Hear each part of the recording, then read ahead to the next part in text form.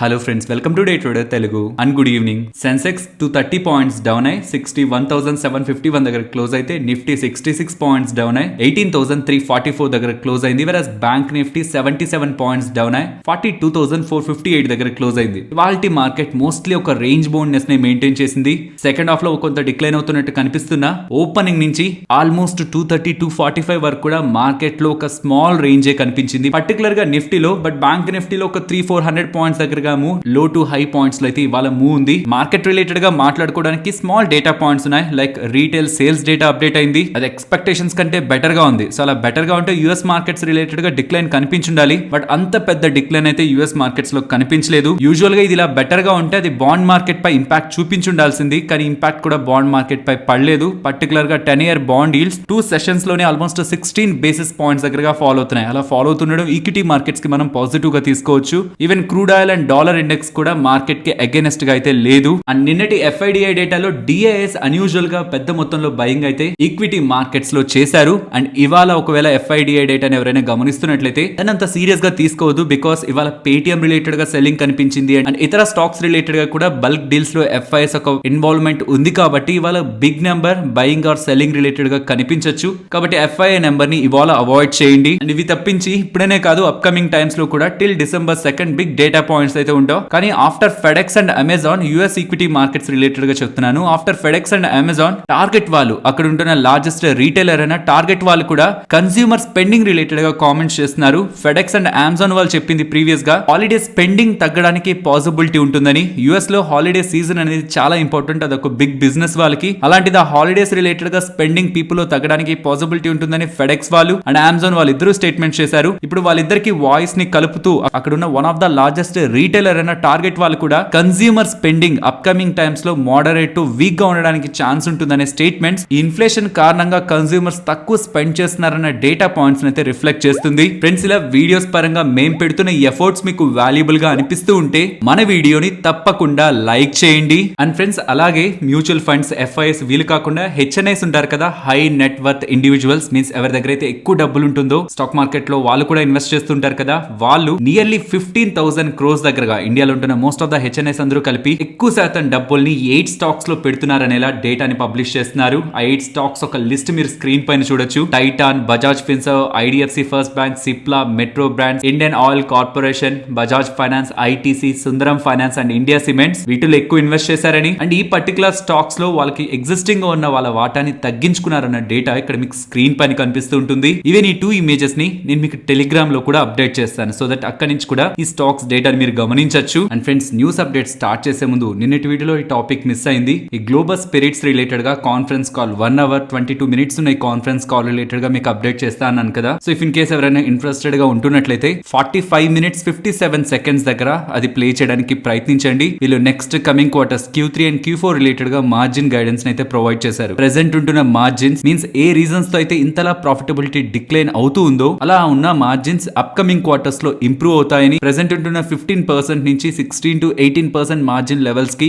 వీళ్ళు move అవుతామనేలా confidence అయితే management చూపిస్తున్నారు. అండ్ ఎందుకనంతలా మార్జిన్ డ్రాప్ అవుతుందని మేనేజ్మెంట్ మాటల్లో వినడానికి 26 minutes 29 seconds దగ్గర గమనించండి. వీళ్ళు చెప్తున్న దాంట్లో పవర్ అండ్ ఫ్యూయల్ రిలేటెడ్ గా పెరిగిపోతున్న ప్రైజెస్ కారణంగానే వీళ్ళ ఎక్స్పెన్సెస్ భారీగా పెరిగినట్లు చెప్తున్నారు. దాని కారణంగానే మార్జిన్స్ ఇంపాక్ట్ అయ్యాయి, బట్ వాటి ప్రైజెస్ అయితే స్టెబిలైజ్ అయ్యాయి. కాబట్టి ఇప్పుడు ఉంటున్న మార్జిన్స్ కంటే అప్కమింగ్ క్వార్టర్స్ లో బెటర్ మార్జిన్స్ ఉంటాయనేలా గ్లోబల్ స్పిరిట్స్ వాళ్ళు ఇస్తున్న ఈ గైడెన్స్ కారణంగానే ఈవెన్ ఆఫ్టర్ అంత వీక్ నెంబర్స్ కొంత స్టెబిలైజ్ అవుతున్నట్లయితే కనిపిస్తుంది. బట్ ఐ సజెస్ట్ ఎవరైనా ఇన్వెస్ట్ చేసినట్లయితే తప్పకుండా ఎండ్ వరకు గమనించండి కాన్ఫరెన్స్ కాల్, మీకు ఇంకా డేటా అర్థం అవుతుంది. అండ్ పర్సనలీ నా view after results very negative గా ఉండేది. ఇంతలా కాన్స్టెంట్ గా క్వార్టర్ అండ్ క్వార్టర్ కంపారిజన్ లో లాస్ట్ ఫ్యూ క్వార్టర్స్ నుంచి డ్రాప్ అవుతూ ఉండడం. But after conference call present ఉంటున్న మార్జిన్ స్టెబిలైజ్ అవుతాయి అండ్ అప్కమింగ్ క్వార్టర్స్ లో ఇంప్రూవ్ అవుతాయని వీళ్ళు ఇస్తున్న కామెంట్స్ అయితే నేను పాజిటివ్ గా తీసుకుంటున్నాను. బట్ ఇఫ్ ఇన్ కేస్ ఇది డెలివర్ చేయడంలో కానీ గ్లోబల్ స్పిరిట్స్ మేనేజ్మెంట్ ఫెయిల్ అయితే నెక్స్ట్ క్వార్టర్లీ నెంబర్స్ లో కూడా మార్జిన్ కాంట్రాక్షన్ కనిపిస్తూ క్వార్టర్ ఆన్ క్వార్టర్ బేసిస్ లో కూడా ప్రాఫిటబిలిటీ ఒక బిగ్ వేలో డౌన్ అవుతుంటే మాత్రం స్టాక్ ప్రైస్ లో ఒక బిగ్ ఫాల్ ఉండడానికి ఛాన్సెస్ ఉన్నాయి. సో మేనేజ్మెంట్ చెప్పిన మాటల్ని ప్రెసెంట్ మార్కెట్ నమ్ముతున్నట్లయితే కనిపిస్తుంది. కాబట్టి ఈవెన్ అంత వీక్ నెంబర్స్ కూడా లాస్ట్ 5 days లో స్టాక్ 5% డౌన్ అయినట్లు కనిపిస్తుంది.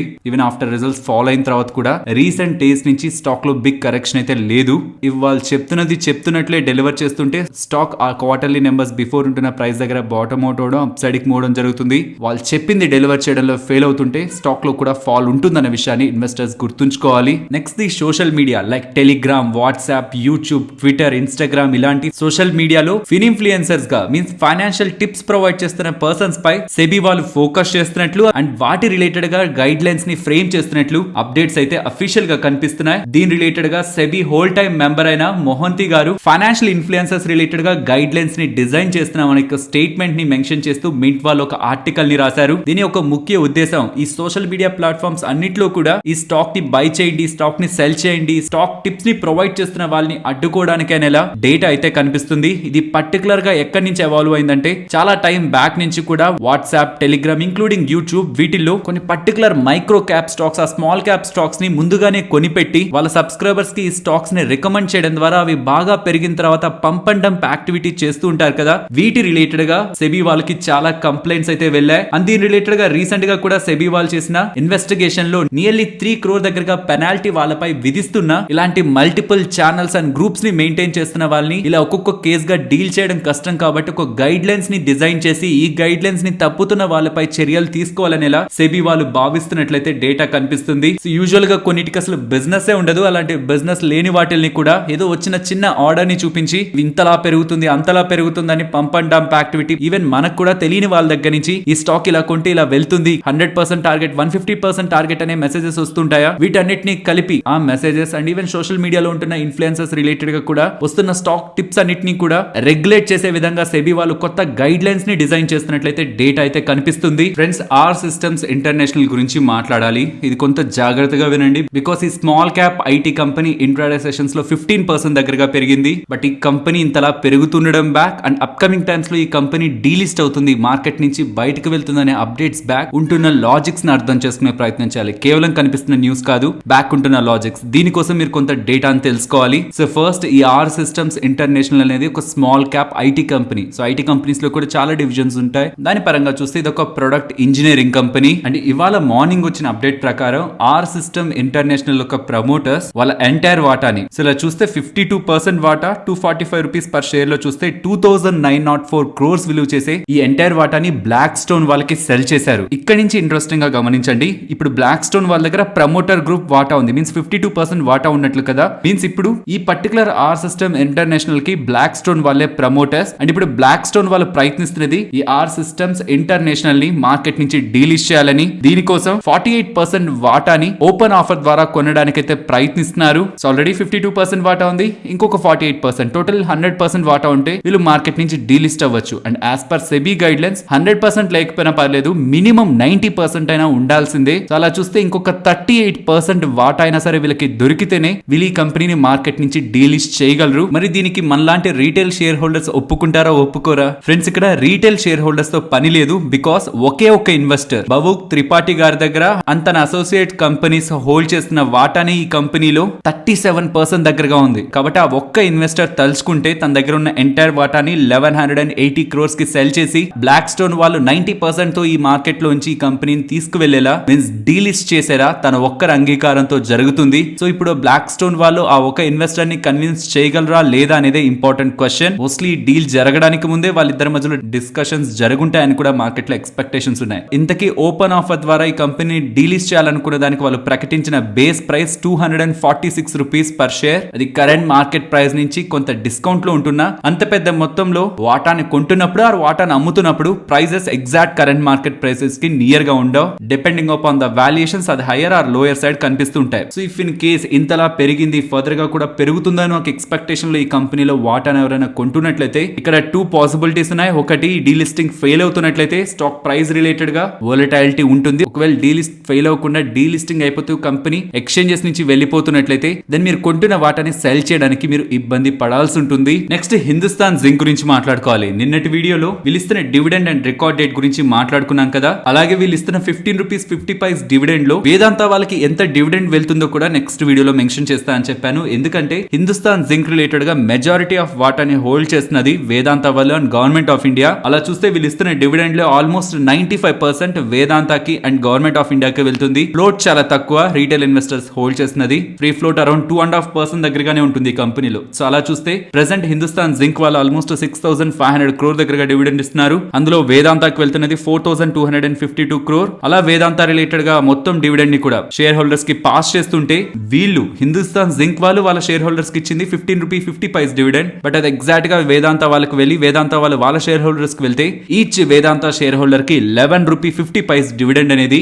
అప్కమింగ్ టైమ్స్ లో వేదాంత వాళ్ళు డిక్లేర్ చేయాల్సి ఉంటుంది. ఫ్రెండ్స్, పేటిఎం గురించి మాట్లాడుకోవాలి. 2 ఇంపార్టెంట్ ఫ్యాక్టర్స్ ఉన్నాయి. ఒకటి, ఇవాళ ఒక 11% ఫాలో అయింది. ఇంకొకటి, 60 డేస్ తర్వాత కూడా స్టాక్ రిలేటెడ్ గా ఇలాంటి సెల్లింగ్ ప్రెషర్ ఉండడానికి కూడా పాసిబిలిటీ ఉంటుందన్న నెగిటివ్ సెంటిమెంట్స్ కూడా మార్కెట్ లో ఉన్నాయి. ఎందుకో మీకు మెన్షన్ చేస్తాను. ఇక్కడ నుంచి 3 డేస్ బ్యాక్ ఈ 3 స్టాక్స్ ని ఫోకస్ చేయండి ఈ వీక్ లో అనేలా thumbnail లో మెన్షన్ చేస్తూ అందులో మాట్లాడుకున్న స్టాక్స్ లో one of the stock Paytm and ఇవన్నీ రెస్ట్ 2 స్టాక్స్ ని కూడా గుర్తుంచుకోవాలి. ఒకటి పాలసీ బజార్, ఇంకొకటి డెలివరీ. ఎందుకంటే సాఫ్ట్ బ్యాంక్ వాళ్ళు ఈ కంపెనీస్ లో ఈ పేటిఎం లో కానీ పాలసీ బజార్ లో కానీ డెలివరీలో కానీ ఇన్వెస్ట్మెంట్ చేసిన తర్వాత వీళ్ళు చాలా ఇనిషియల్ స్టేజెస్ లోనే ఇన్వెస్ట్ చేశారు. అలా ఇన్వెస్ట్ చేశాక ఇవి ఐపీఓగా వచ్చాయి అండ్ ఐపీఓగా వస్తున్న టైంలో కొంత వాటాని సాఫ్ట్ బ్యాంక్ వాళ్ళు సెల్ చేశారు and late of the stage ఇవి ఎంతలా ఫాలో అవుతున్నా ఆన్ అన్ యావరేజ్ 3 కంపెనీస్ వీళ్ళు ప్రాఫిటబుల్ గా ఉన్నారు. But only on the basis of Paytm వాళ్ళు లాస్ లో ఉంటున్నట్టు. సాఫ్ట్ బ్యాంక్ వాళ్ళు ఈ కంపెనీలో ఇన్వెస్ట్ చేసినప్పుడు యావరేజ్ గా పర్ షేర్ 830 రూపీస్ పెట్టి కొన్నారు. ఆల్మోస్ట్ 17% వాటా దగ్గరగా పేటిఎం లోది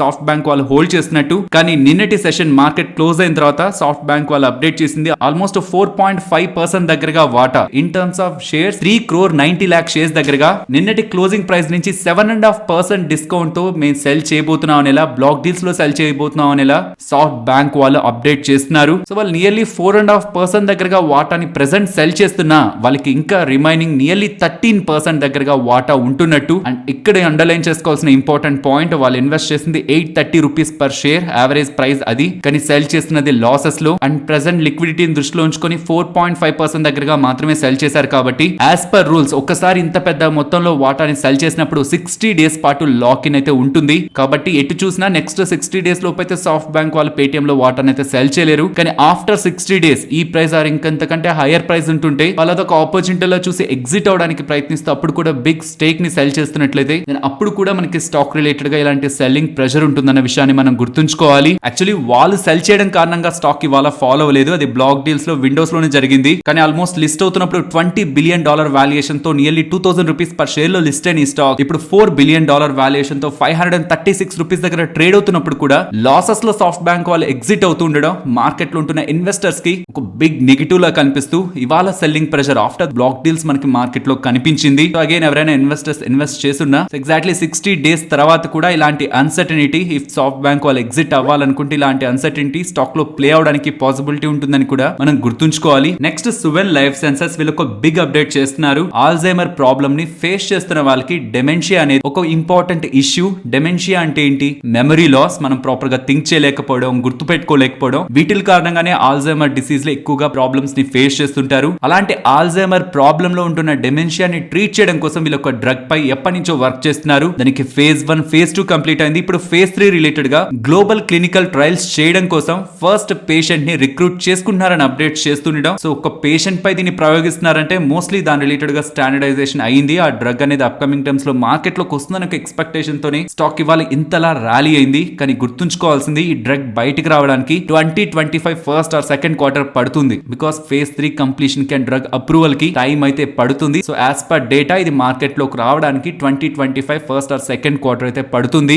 నెక్స్ట్ ఎక్సైడ్ ఎవరైనా ఇన్వెస్ట్ చేసినట్లయితే డెఫినెట్లీ ఇంపార్టెంట్ పాయింట్స్ ని గమనించండి. అండ్ ఇవాళ ఈ స్టాక్ కూడా 52 వీక్ హై ని టచ్ చేసింది. స్టాక్ 2% పెరిగింది. బట్ వీళ్ళ కాన్ఫరెన్స్ కాల్ లో వెరీ ఇంపార్టెంట్ అప్డేట్స్ ని షేర్ చేస్తున్నారు. ఐ థింక్ చాలా క్వార్టర్స్ తర్వాత, చాలా టైం తర్వాత మేనేజ్మెంట్ ఒక full length complete conference call ని ఇన్వెస్టర్స్ తో కండక్ట్ చేసింది. ఈసారి వీళ్ళు చెప్తున్న దాంట్లో important point electric vehicles related గా కావాల్సిన బ్యాటరీ మ్యానుఫ్యాక్చరింగ్ మీన్స్ ఈ lithium ion cell manufacturing related గా phase 1 లో 4000 crores ఖర్చు పెట్టి 6 gigawatts lithium ion manufacturing plant ఒకటి స్టార్ట్ చేయబోతున్నట్లు అప్డేట్ చేస్తున్నారు. సో ఫస్ట్ ఫేజ్ లో 4000 crore అండ్ సెకండ్ ఫేజ్ లో 2000 crore దగ్గరగా ఇంక్రిమెంటల్ స్పెండింగ్ తో ఈ ఎలక్ట్రిక్ వెహికల్ స్పేస్ రిలేటెడ్ గా కావాల్సిన లిథియం అయాన్ సెల్ బ్యాటరీస్ ని తయారు చేయబోతున్నారనే అప్డేట్స్ మార్కెట్ ని సర్ప్రైజ్ చేస్తున్నాయి. వీళ్ళు ఆల్రెడీ వీళ్ళ నెక్స్ట్ చేంజ్ అనే ఈవీ సెగ్మెంట్ రిలేటెడ్ గా బసెస్ కి, 4 వీలర్స్ కి, 2 వీలర్స్ కి బ్యాటరీస్ ని సప్లై చేస్తున్నారు. అండ్ ఆల్రెడీ ఎగ్జిస్టింగ్ ఉన్న వీళ్ళ core business lead acid business లో మార్జిన్స్ కూడా ఇంప్రూవ్ చేసుకున్నారు. అండ్ వీళ్ళు ఇన్ని వేల కోట్లు ఖర్చు పెట్టి తయారు చేయబోతున్న ఎలక్ట్రిక్ వెహికల్ బ్యాటరీస్ రిలేటెడ్ గా ఇతర మ్యానుఫ్యాక్చరర్స్ ని కాంటాక్ట్ అయినప్పుడు వాళ్ళ దగ్గర నుంచి చాలా మంచి రెస్పాన్స్ వచ్చిందని, మీరు తయారు చేయండి మాకు వాటి డిమాండ్ ఎక్కువ ఉందనేలా ఇండస్ట్రీ నుంచి కూడా నీడ్ ఉంది. కాబట్టి వీళ్ళు స్పెండ్ చేస్తున్న మనీ రిలేటెడ్ గా వీళ్ళకి గ్రోత్ ఉంటుందనేలా వీళ్ళు భావిస్తున్నట్లు పాజిటివ్ కామెంట్స్ చేస్తూ ఉండడం ఇప్పుడని కాదు, ఇది ఓవరాల్ గా కూడా స్టాక్ రిలేటెడ్ గా లాంగ్ టర్మ్ పాజిటివ్ అప్డేట్ గా గమనించాలి. నెక్స్ట్ టాటా మోటార్స్ గురించి మాట్లాడుకోవాలి. ఇవాళ gap down and overall 2% negative లో క్లోజ్ అవుతుండడం బ్యాక్. వీళ్ళకి జేఎల్ఆర్ బిజినెస్ ఇంపార్టెంట్ బిజినెస్ కదా. ఆ జేఎల్ఆర్ సీఈఓ అయిన థియరీ బెలోర్ గారు రిజిగ్నేషన్ అయితే ఇచ్చారు. తనైతే పర్సనల్ రీజన్స్ తో రిజిగ్నేషన్ చేస్తున్నారని చెప్తున్నా మార్కెట్ లో ఉంటున్న స్పెక్యులేషన్ అయితే JLR business growth recent times లో బెటర్ గా మూవ్ అవ్వట్లేదని, పర్టికులర్లీ యూరోప్ అండ్ నార్త్ అమెరికాలో బిజినెస్ వీక్ అవుతూ ఉండడం, జేఎల్ఆర్ మార్జిన్స్ వీక్ అవుతూ వచ్చాయి. రీసెంట్ Q2 లో కూడా వీళ్ళ మార్జిన్స్ వీక్ అయ్యాయి అండ్ వీటికి రెస్పాన్సిబిలిటీ వహిస్తూ తను రిజిగ్నేషన్ చేశారేమో ఒక స్పెక్యులేషన్ అయితే ఉంది. బట్ తనైతే ప్యూర్లీ పర్సనల్ రీజన్స్ అని ఎగ్జిట్ అవుతున్నారు. అండ్ ఈవెన్ టాటా మోటార్స్ వాళ్ళకి హర్యానా రోడ్వేస్ వాళ్ళ దగ్గర నుంచి 1052 seater BS6 diesel buses related గా ఆర్డర్ లభించిందని అప్డేట్ చేస్తున్నారు. అండ్ ఫ్రెండ్స్, ఇక్కడ నుంచి చాలా time back Shriram City Union Finance ని శ్రీరామ్ ట్రాన్స్పోర్ట్ ఫైనాన్స్ కంపెనీలో అమాల్గమేషన్ చేయబోతున్నట్లు, మీన్స్ విలీనం చేయబోతున్నట్లు మనకు అప్డేట్స్ వచ్చాయి కదా. ఈ ప్రాసెస్ రిలేటెడ్ గా ముందుకు వెళ్ళడానికి NCLT వాళ్ళ దగ్గర నుంచి అప్రూవల్ కావాలి. ఆ అప్రూవల్ వీళ్ళకి లభించిందని చెప్తున్నారు. అండ్ వీళ్ళు ప్రీవియస్ గా రిలీజ్ చేసిన నోట్ ప్రకారం ఎవరెవరైతే Shriram City Union Finance Limited లో 100 షేర్స్ ని హోల్డ్ చేస్తూ ఉంటారో వాళ్ళకి 155 శ్రీరామ్ ట్రాన్స్పోర్ట్ ఫైనాన్స్ షేర్స్ అయితే లభిస్తాయని ప్రీవియస్ గా మేనేజ్మెంట్ అయితే అప్డేట్ చేశారు. వీటి రిలేటెడ్ గా రికార్డ్ డేట్ November 30 అని మేనేజ్మెంట్ ఇవాళ అప్డేట్ చేశారు. ఈ అప్డేట్స్ తర్వాత ఈ రెండు స్టాక్స్ లో కూడా ఇంట్రాడే సెషన్స్ లో సిమిలర్ మూవ్ అబౌవ్ 3% దగ్గరగా పాజిటివ్ మూవ్ కనిపించింది. And Equitas small finance bank and Equitas ఇవి రెండు కూడా ఒక పాయింట్ లో ఎక్కువగా ర్యాలీ అయ్యాయి కదా. దీని బ్యాక్ ఒక ఇంట్రెస్టింగ్ అప్డేట్ ఉంది. మీరు చూస్తే ఫైనాన్షియల్ ప్లాట్ఫామ్స్ లో Equitas small finance bank related గా DSP ఇన్వెస్ట్మెంట్ మేనేజర్స్ వాళ్ళకి 9.9% వాటా కొనేందుకు RBI అప్రూవల్ దొరికిందనే అప్డేట్స్ వస్తుంటాయి. బట్ ఇప్పుడు యాజ్ ఆఫ్ నౌ అయితే DSP ఇన్వెస్ట్మెంట్ మేనేజర్స్ వాళ్ళు 1 రూపీ కూడా ఈక్విటాస్ స్మాల్ ఫైనాన్స్ బ్యాంక్ లో పెట్టట్లేదు. మరి సర్క్యులర్ కి రీజన్ ఏంటి? దీనికి కొంత క్యాలిక్యులేషన్స్ మీరు అర్థం చేసుకోవాల్సి ఉంటుంది. యాజ్ ఆఫ్ నౌ ఈ DSP ఇన్వెస్ట్మెంట్ మేనేజర్స్ వాళ్ళు